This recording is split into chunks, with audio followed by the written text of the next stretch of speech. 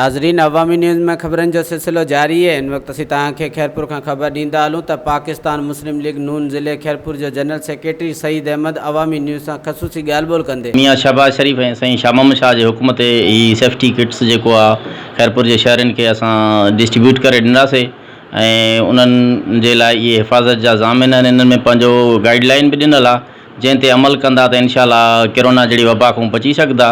सभिनी दोस्तनि खे गुज़ारिश आहे त घर खां ॿाहिरि न निकिरनि ऐं पंहिंजो ख़्यालु रखनि। ही जेके किट्स हुया उहो असां खैरपुर जे तक़रीबन 8 तालुक़नि में विराए चुका आहियूं ऐं वधीक बि विराईंदा रहंदासीं।